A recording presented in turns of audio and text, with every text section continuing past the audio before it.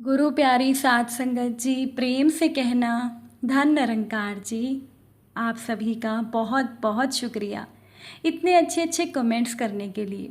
सच में जब भी समय मिलता है, जब भी मौका मिलता है, तो आपके प्यार को कमेंट्स के रूप में देखकर पढ़कर दिल को बहुत खुशी मिलती है। साध संगत जी, दूसरे चैनल पर भी आप अपना प्यार दे रहे हो, इसके लिए भी आपका दिल से धन्यवाद। चलिए बिना किसी समय को गवाए आज की साखी को शुरू करते हैं। साध संगत जी, जब भी हम किसी मुसीबत में होते हैं तो हमारे सतगुरु ये निरंकार दातार किसी न किसी को माध्यम बनाकर हमारी मदद के लिए भेज ही देता है।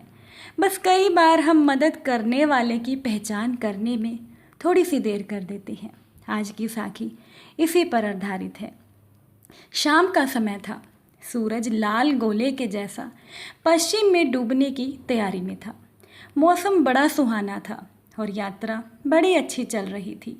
शोभा के पति कार चला रहे थे, साथ ही गाना भी गा रहे थे। शोभा की 8 वर्ष की बड़ी बेटी और 1 वर्ष की छोटी बेटी दोनों कार की पीछे की सीट पर आपस में खेल रही थी। तभी एक तेज आवाज़ ने सारे परिवार को डरा दिया। कार तेजी से आगे बाईं ओर झुकती हुई सड़क पर घिसटने लगी। अधर ने किसी तरह कार को रोका। कार से बाहर आकर देखा तो आगे का बायां चक्का अपनी जगह से पूरी तरह बाहर निकल आया था और कार रिम के सहारे घिसती हुई रुक गई थी। कार का चक्का पीछे सड़क के किनारे पड़ा हुआ था। सारा परिवार हैरान था कि ऐसा कैसे हो गया। एक भयंकर दुर्घटना से सारा परिवार बाल बाल बच गया था। एक बड़ा हादसा तो टल गया था। सारा परिवार फिर भी बहुत चिंतित था क्योंकि शाम ढल रही थी।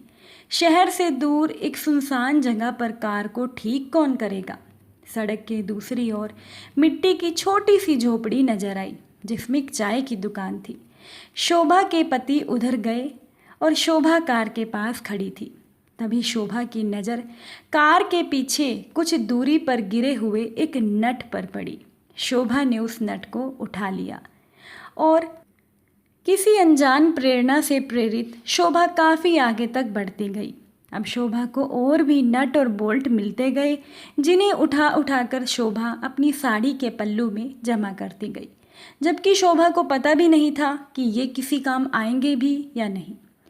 जब शोभा वापस लौटी तो उसके पति उसके लिए परेशान थे। तब शोभा की कार के पीछे कुछ गांव के लोग इकट्ठे हो गए थे। उनमें से एक चपल सा दिखने वाला सांवला कद्दावर व्यक्ति मदद करने के लिए आगे आया। उसके चपटे बड़े से चेहरे पर चोट के निशान थे और छोटी छोटी आंखों में बहुत चमक थी। शोभा के पास नट और बोल्ट देखकर वो युवक बहुत खुश हो गया। उसने कहा, दीदी जी, आपने तो सारे नट बोल्ट जमा कर लिए हैं। लाइए, मैं आपकी कार को ठीक कर देता हूँ। मुझे ये काम आता भी है। तुरंत उसने कुछ ग्रामीणों को पास के गांव से कुछ औजार लाने को कहा। उसके दीदी संबोधन से और ग्रामीणों पर प्रभाव को देखकर शोभा के परिवार को कुछ तसल्ली हुई कि चलो अब कार तो ठीक हो जाएगी। शोभा के पति ने शोभा और बच्चों को चाय की दुकान पर बैठाकर चाय पिलवाई और खुद कार ठीक करवाने लगे।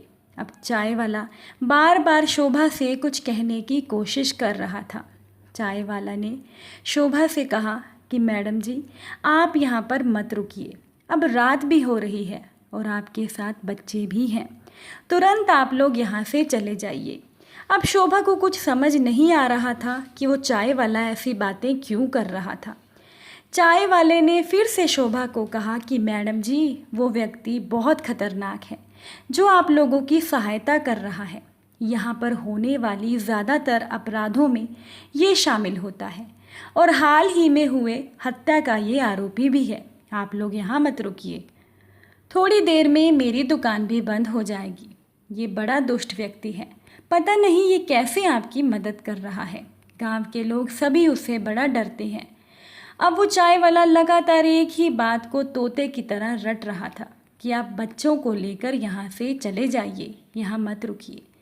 चाय की दुकान में बैठे हुए दूसरे लोगों ने भी सहमति में सिर हिलाया और बताया कि वो वहाँ का एक कुख्यात अपराधी है।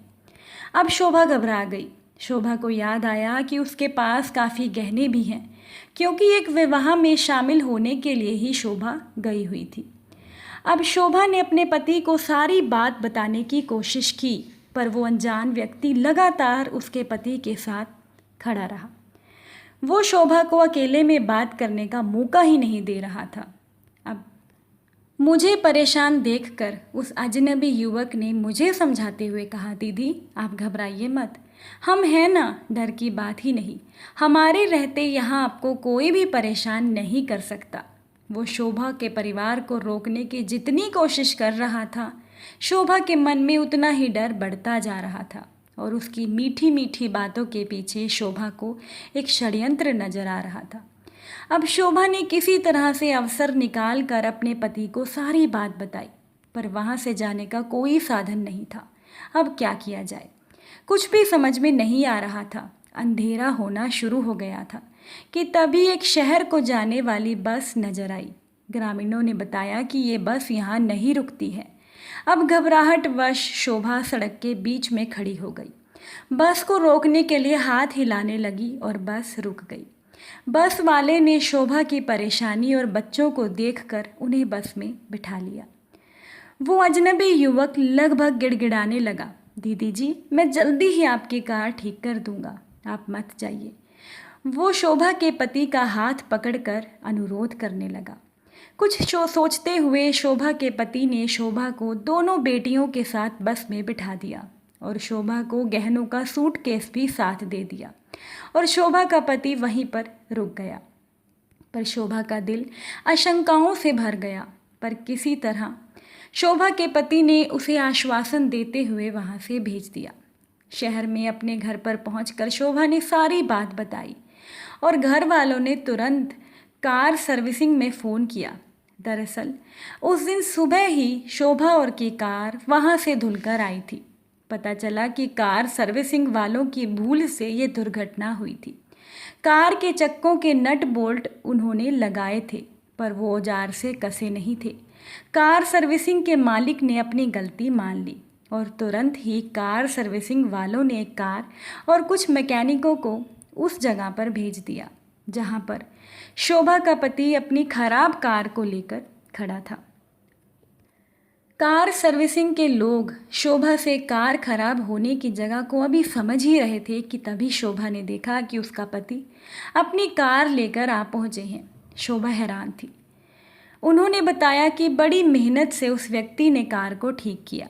कार के रिम को सड़क से ऊपर उठाने और चक्के को सही जगह पर लगाने में उस युवक को बड़ी कठिनाई हुई थी, पर वो लगातार मेरे अकेले लौटने का अफसोस कर रहा था। साथ संगत जी, शोभा आज तक इस घटना और उस अजनबी को भूल नहीं पाती।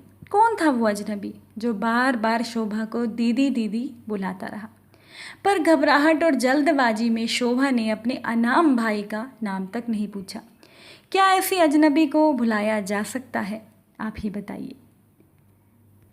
आज भी शोभा जब इस घटना को याद करती है तो सोच में पड़ जाती है, क्यों कभी एक अपराधी भी मददगार बन जाता है। उस दिन से शोभा ने ये मान लिया था कि बुरे से बुरे इंसान में भी एक अच्छा दिल होता है। ऐसे में शोभा की नज़रें ऊपर उठ जाती हैं और हाथ खुद ही नमन की मुद्रा में जुड़ जाते हैं। जरूर कोई अदृश्य शक्ति हमेशा हमारी रक्षा करती है, हम चाहे उसे जिस नाम से मर्जी याद कर लें, ईश्वर, अल्लाह, गॉड, वाहेगुरु। साथ संगत जी, जब भी हम किसी परेशानी में होते हैं तो ये शक्ति, ये सतगुरु, ये निरंकार दातार किसी न किसी को माध्यम बनाकर हमारी ज़िंदगी में हमारी परेशानी को दूर करने के लिए भेजता ही है। बस कई बार हम उसकी पहचान उसी समय कर लेते हैं जब वो हमारी मदद कर रहा होता है, और कई बार हमें बाद में एहसास होता है, तब हम ये शक्ति को भी मान लेते हैं कि इस शक्ति के बिना हम जिंदगी जी ही नहीं सकते, और इसी शक्ति को हम सतगुरु कहते हैं। साथ संगत जी, अगर आपको साखी अच्छी लगी हो तो प्लीज़ वीडियो को लाइक कीजिएगा, शेयर कीजिएगा और चैनल को सब्सक्राइब भी कीजिएगा, और साथ ही साथ नए चैनल को भी सब्सक्राइब करना मत भूलिएगा। अगर आपके साथ भी ज़िंदगी में कुछ ऐसा हुआ है, कोई ऐसी घटना हुई है, कोई ऐसा इंसिडेंट हुआ है, तो मुझे कमेंट में ज़रूर बताइएगा। मैं आपके कमेंट्स का रिप्लाई करने की पूरी कोशिश करूँगी। फिर मुलाकात होगी आपसे किसी नई साखी के साथ। तब तक के लिए धन्य निरंकार जी।